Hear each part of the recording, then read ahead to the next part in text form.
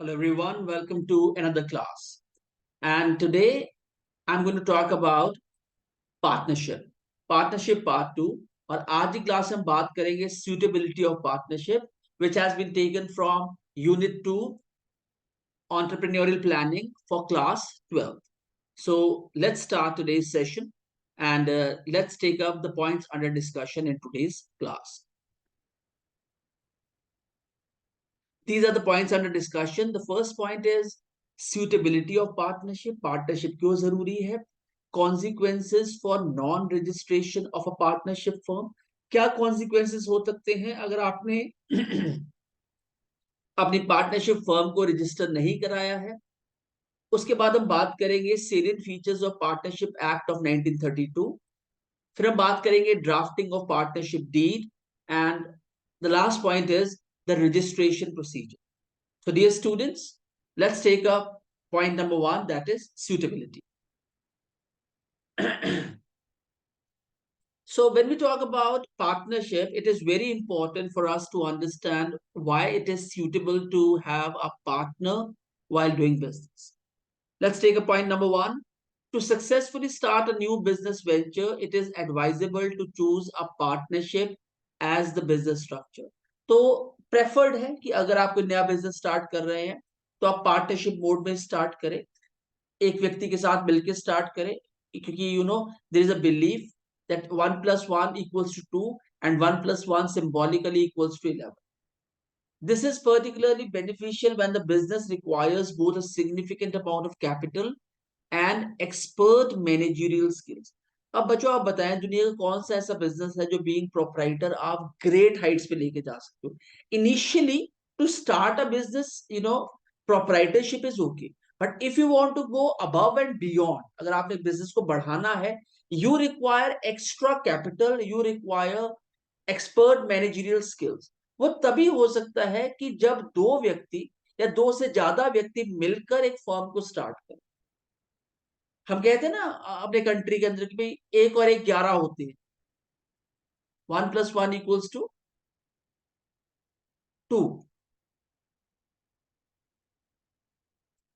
और 1 plus 1 symbolically equals to 11. तो सच में ऐसा ही जब आप फर्म स्टार्ट करेंगे, both of the partners act as a push to each other. जब एक व्यक्ति काम करने में ढीला पड़ता है कि अब नेक्स्ट टाइम कर लेंगे, तो he gives him a push कि भाई नहीं, काम करना है in order to grow the business. That's why partnership firms are needed. Third point. Additionally, a partnership is ideal for enterprises categorized as small or medium scale. अगर आप small और medium scale enterprises चला रहे हैं तो आप अकेले नहीं चला सकते. उसका कारण है where the complexity of the business demands experienced management. क्योंकि जब आप small और medium scale businesses चलाते हैं तो वो proprietorship business से बहुत परे हैं, बहुत एडवांस हैं, कॉम्प्लेक्सिटीज ज्यादा हैं, तो एक व्यक्ति इसको नहीं चला सकता. You need to have a person, an associate, a collaborative person जो आपको सपोर्ट करे in order to run the business and grow the business. Where the complexities of the business demands experienced management and direct interaction with the customer is crucial. और यहाँ पर आपको बड़े बड़े level के कस्टमर्स मिलते हैं, यहाँ पे इंटरेक्शन बहुत क्रूशियल है और अकेले व्यक्ति इस काम को नहीं कर सकते. तो ये दोनों पॉइंट्स बहुत इंपॉर्टेंट है and you can use these points as important points for examination.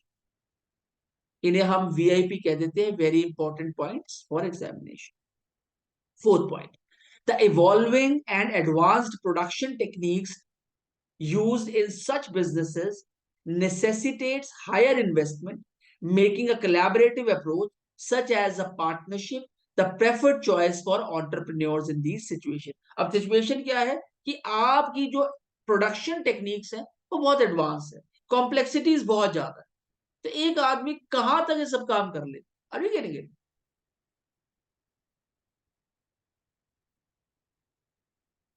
Production techniques used in such businesses necessitates higher investment, making a collaborative approach. फिर आपको किसी को तो साथ मिलाना ही पड़ेगा, so why not another partner with. और आज जो एंटरप्रेन्योर्स हैं, they prefer to have partners with them, so that एक ओपिनियन मिल जाता है before taking a big decision for the firm. Point number 2, consequences for non registration of a partnership firm. देखिए बच्चों, एक लॉ है कि पार्टनरशिप फर्म आप रजिस्टर कराएं, पर ये मैंडेटरी नहीं।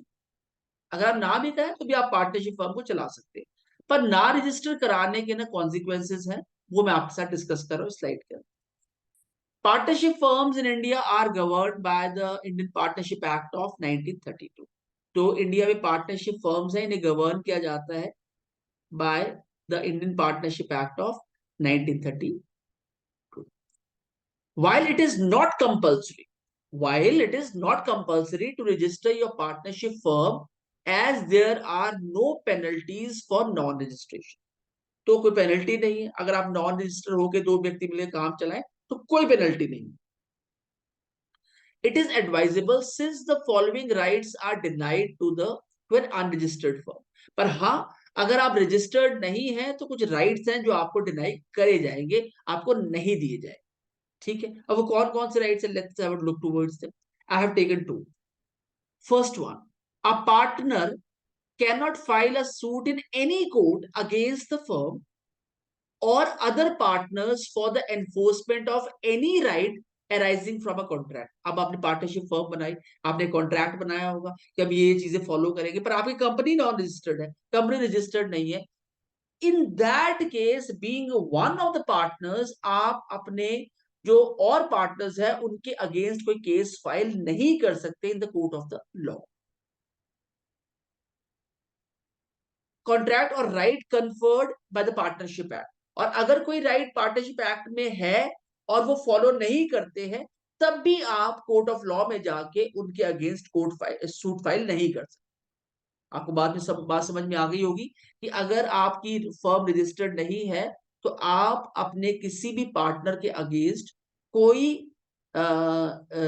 सूट फाइल नहीं कर सकते कोर्ट के अंदर, और चाहे वो कॉन्ट्रैक्ट के किसी भी स्पेसिफिक पॉइंट का उल्लंघन कर रहा हो, प्लस ऐसा कोई पॉइंट जो पार्टनरशिप एक्ट में डिस्कस किया गया है पर उसे फॉलो नहीं कर रहा, आप तब भी उसके अगेंस्ट नहीं जा सकते। Okay, second point, a right arising from a contract cannot be enforced in any contract court by or on behalf of the firm against any third party।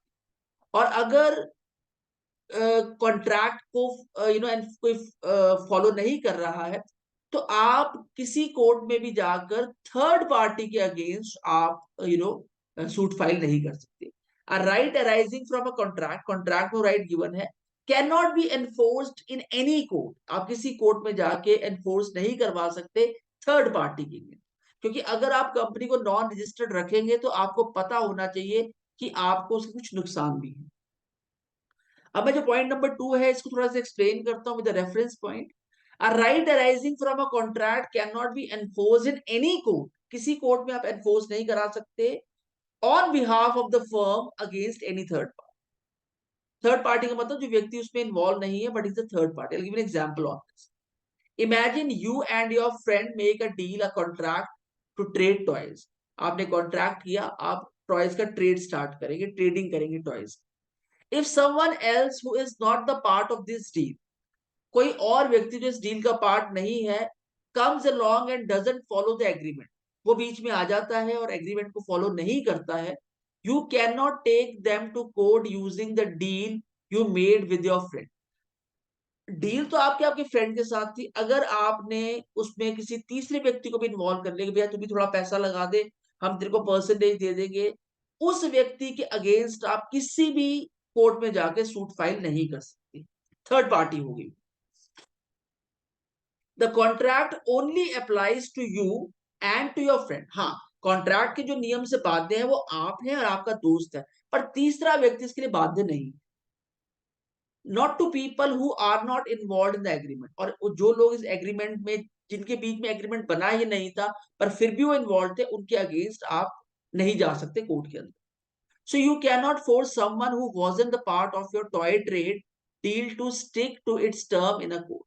और जो आपकी टॉय ट्रेड की डील का part ही नहीं था, उसको आप third party को कोर्ट में ले जाके उसके अगेंस्ट सूट फाइल नहीं कर सकते। तो दो बहुत इंपॉर्टेंट पॉइंट्स है। A partner can not file the suit against suit in any of the courts against the firm or other partners for the enforcement of any right arising from a contract or right conferred by the Partnership Act. And second, a right arising from a contract cannot be enforced in any court by or on behalf of the third firm against any behalf of firm against any third party. तो आप being किसी के साथ आपने deal sign की है और कोई तीसरा व्यक्ति अगर इन्वॉल्व है, तो यस आप उस व्यक्ति से बात कर सकते हैं जिसके साथ डील किए, but third party can not be taken to the court. These two points are the consequences for non registration of your partnership firm. अब बच्चों मैं आपके साथ डिस्कस करूंगा salient features of the partnership act of 1932।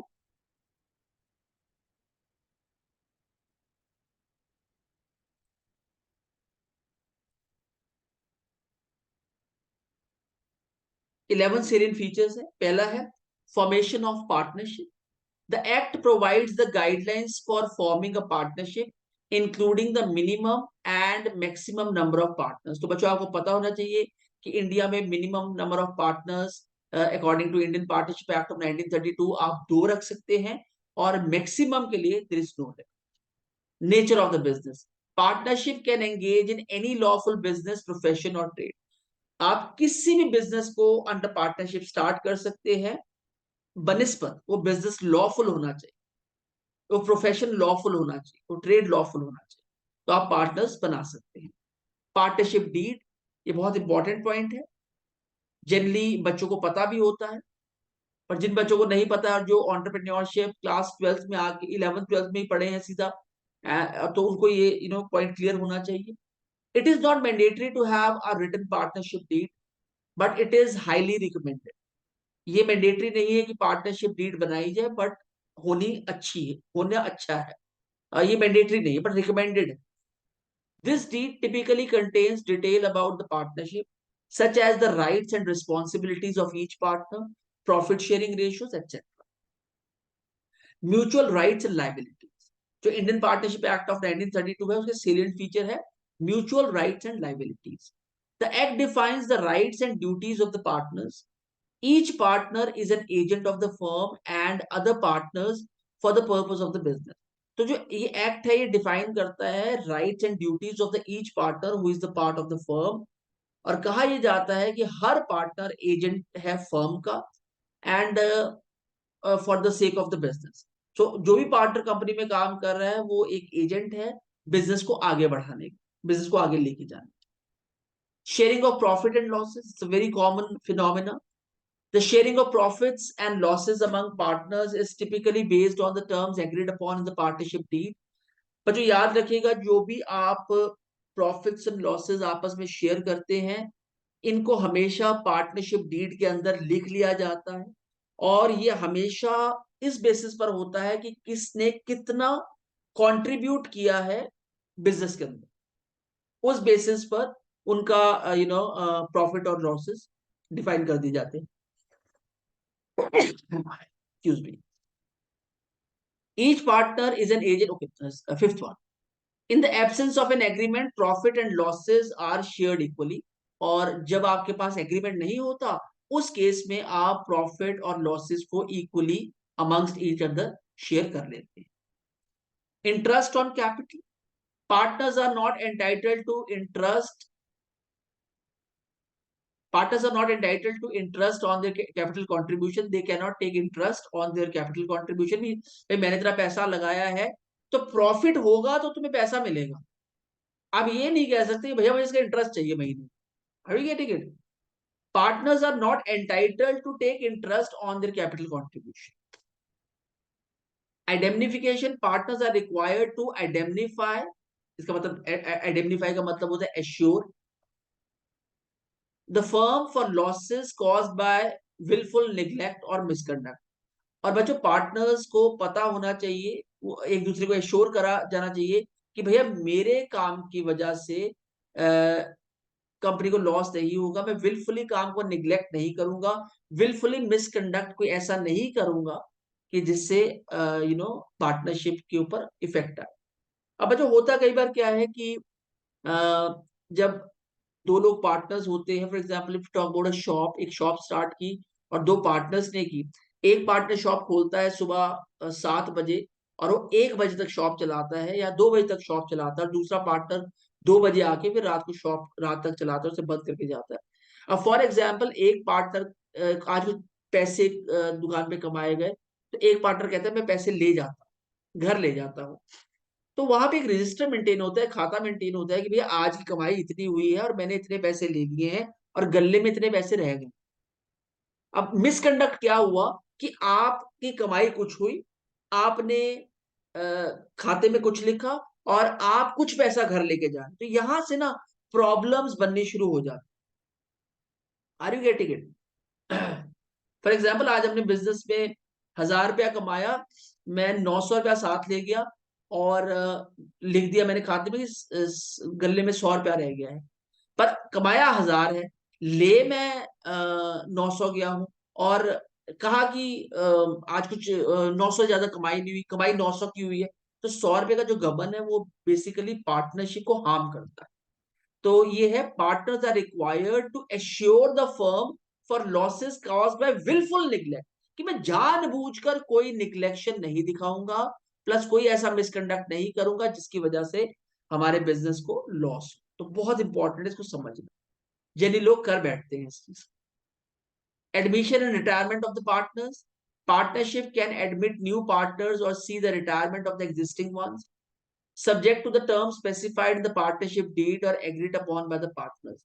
तो अगर कोई partner की एज होती जा रही है तो उन्हें रिटायर करना है तो रिटायर भी होंगे वो, और नए पार्टनर्स को आप अपनी कंपनी में शामिल भी करेंगे। तो ये सारी चीजें पार्टनरशिप डीड में लिख दी जाती हैं कि कितनी एज पर आप कंपनी को छोड़ देंगे या रिटायर हो जाएंगे। तो by the time you have moved away from the company, you you are not आपकी एज हो गई है, अब आप कंपनी में ज्यादा काम नहीं कर सकते, तो new partners can become the partners of the company. Dissolution of partnership, partnership को डिसोल्यूट भी किया जाता है कई बार। The act provides for the dissolution of a partnership either by agreement among the partners और by decree of the court. अगर कोई किसी वर्ष आपकी पार्टनरशिप चल नहीं रही है तो आप डिसोल्यूशन कर सकते हैं पार्टनरशिप का, और अगर आप एक साथ नहीं कर पा रहे तो you can involve court into it. Registration of partnership, while it is not mandatory, the act encourages the registration of partnership. Act encourage नहीं करता है कि मैंडेटरी नहीं है कि आपने पार्टनरशिप को रजिस्टर कराना है। Registration provides legal advantages including the ability to sue, और अगर आपका फर्म रजिस्टर्ड है तो आपके पास लीगल एडवांटेज है and you can sue the partners in the court as. Limited implied authority. Partners have implied authority for actions that are customary in the ordinary course of business, but certain actions may require consent of all the partners. Her partner के पास authority है अपना decision making करने की, but बड़े decision जब करने हैं तो उसमें एक दूसरे की राय लेना जरूरी है। अगर आप बिना राय के करते हैं then you are going with the contract or the deed of the partnership. I'll take up this point once again. Partners have implied authority for actions that are customary in the ordinary course of business. कुछ रोजमर्रा के जो decision making है ये easily लिए जा सकते हैं, बट जब बड़े डिसीजन की बात करते हो, बट सर्टेन एक्शंस में be required by the consent of all the partners. और कई बार ऐसे एक्शंस हैं जो बड़े हैं, उसमें आपको एक दूसरे का कॉन्सेंट लेना जरूरी है। इन that case you are abiding by all the rules and regulations that you have finalized in the deal. So बच्चों जो 11 salient features है, okay 12th one मैं ले लेता हूँ। These features collectively define the legal framework of partnerships in India under the Indian Partnership Act of 1932. तो एक बार 11 points दोबारा ले लेते हैं। Formation of partnership is first, nature of business is second, partnership deed is third, mutual rights and liabilities is fourth, sharing of profit and losses is fifth, interest on capital is sixth, indemnification is seventh, admission and retirement of partners is eighth, dissolution of partnership is ninth, registration of partnership is 10th, and limited implied authority is 11th. तो ये partnership Indian partnership act of 1932 के 11 salient features. So let's move on to the next point. Drafting of partnership deed. Partnership is an agreement between persons to carry on a business entered either orally or in writing. तो partnership बच्चों एक agreement है between two people to carry a business और persons, या तो इसमें ये writing में लिखा करा जाता है या ओरली भी किया जा सकता है. It is always desirable to have a written agreement to avoid misunderstandings and unnecessary litigations in the future. तो करना हमेशा यही चाहिए कि आपको राइटिंग में पार्टनरशिप करनी चाहिए और डीड बनानी चाहिए, पर उससे ये है कि फ्यूचर में कोई अननेसेसरी प्रॉब्लम होती है, then you can take the law into council और take the help of law. When the agreement is in written form, it is called partnership deed. जब agreement को written form में किया जाता है तो उसे partnership deed कहा जाता है. Again a very important point. ये आपका 1 mark में भी आ सकता है and objective type में भी आ सकता है. Objective.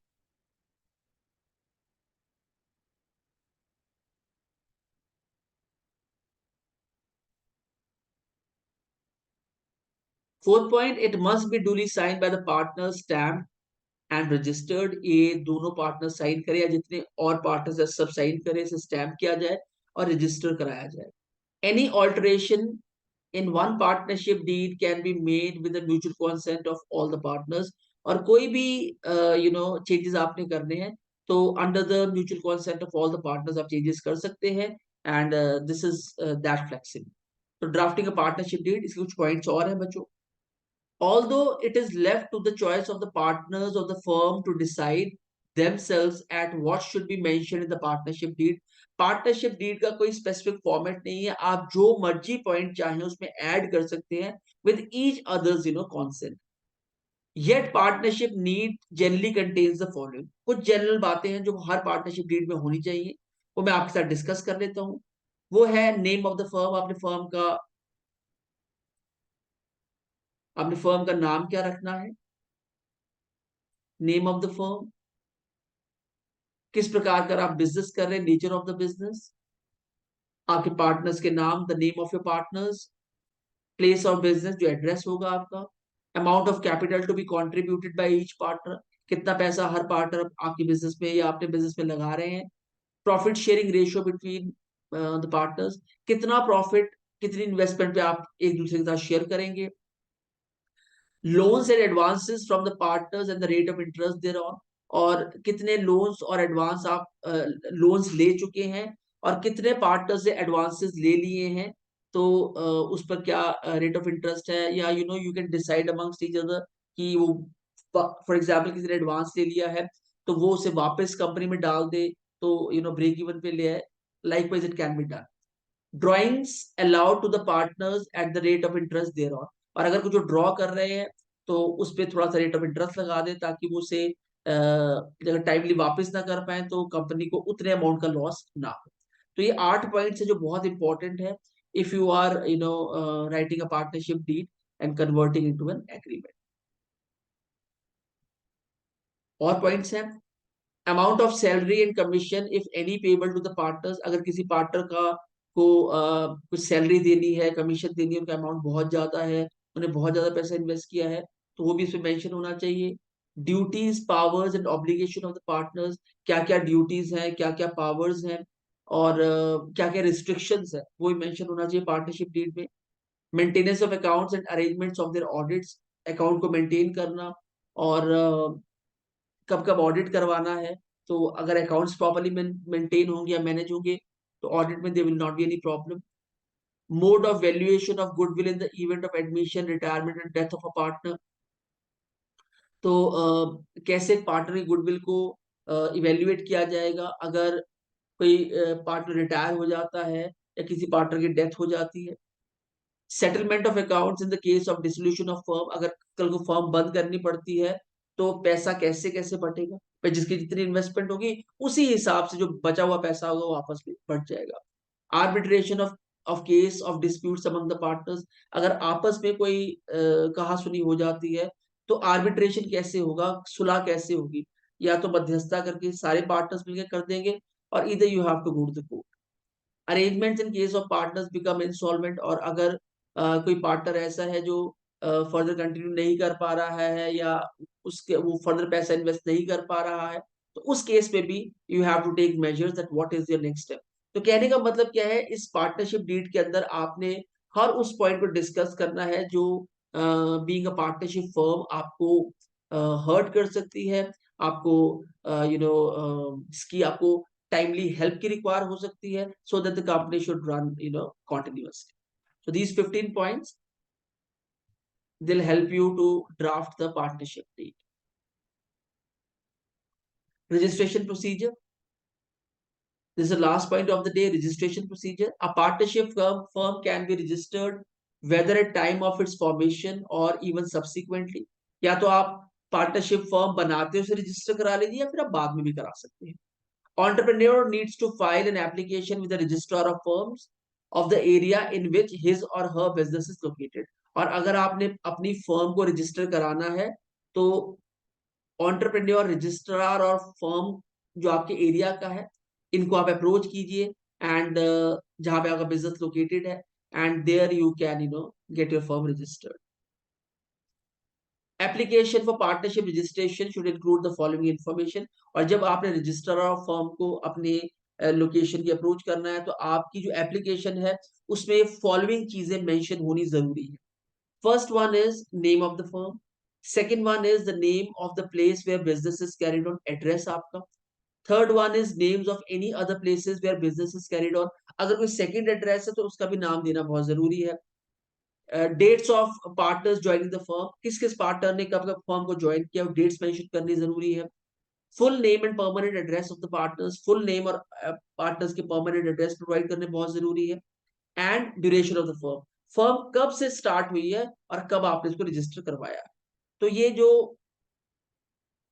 स्टेप वन में ये कुछ 6 पॉइंट्स है जो आपने बताने हैं.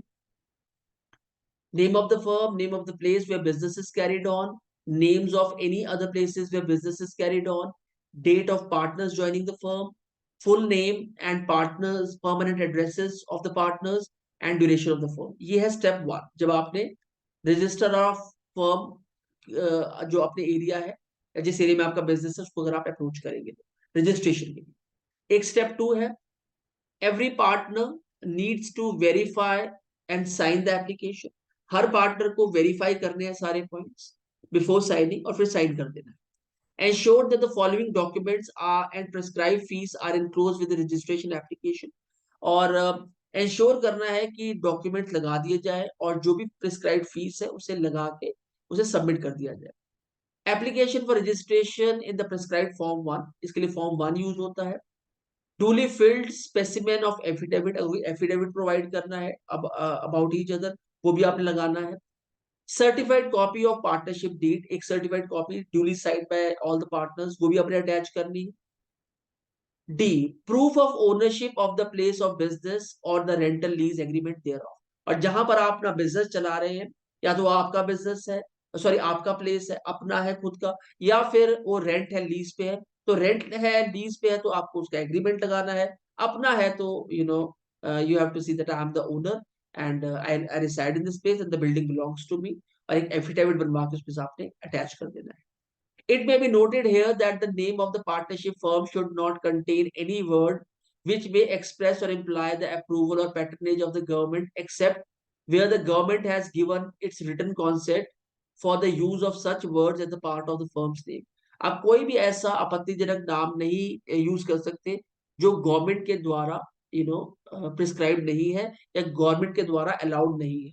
हाँ, अगर आपकी फर्म इस टाइप की है जहां पर आपने ऐसे किसी नाम को यूज करना है, and you have taken permission from the government, then you can do it.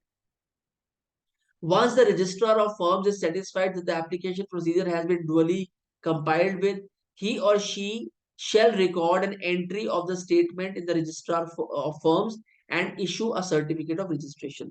और एक बार रजिस्ट्रार ऑफ फर्म्स को आपकी एप्लीकेशन मिल गई, और उन्होंने ये देख लिया कि everything has been filled properly as per the norms, वो आपका रिकॉर्ड है वो रजिस्ट्रार ऑफ फर्म्स में रख लेंगे, लगा देंगे रिकॉर्ड को, और आपको सर्टिफिकेट ऑफ रजिस्ट्रेशन इशू कर देंगे, and then you know are running a registered firm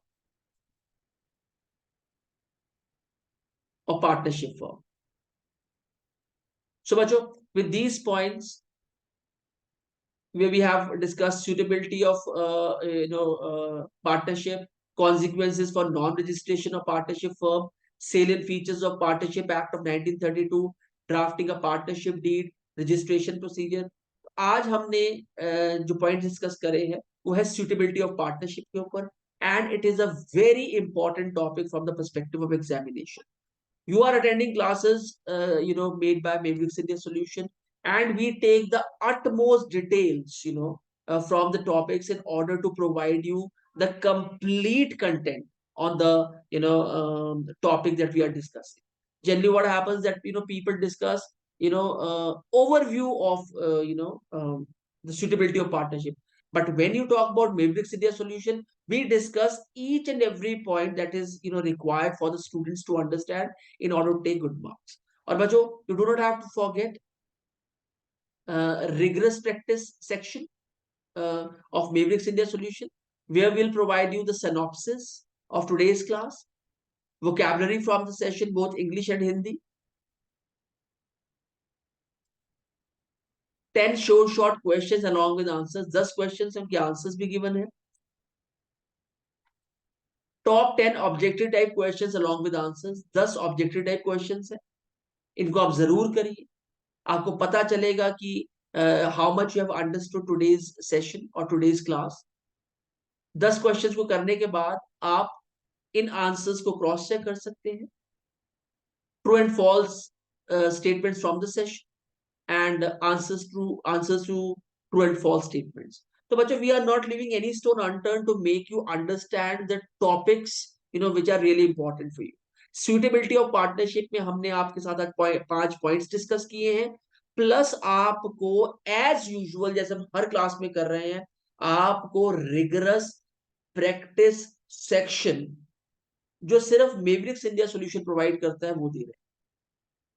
तो जब आप इन एक्टिविटीज को करेंगे, आप टॉपिक्स को समझेंगे, you also suggest it to your friends so that they can learn from it and they should also evolve as good students. So bacho, with this we have come to the end of today's class. These are the links to our one more channel, two more channels. One is the one you are watching, and the one is Mavericks India Solution, where we discuss about encouragement, motivation for the students. Please subscribe it and be the part of it. And until we meet the next time, bye-bye for now. God bless you all. And don't forget, it's a presentation by Team Mavericks India Solution. With Mavericks India, you will always gain. See you all next week. Bye-bye.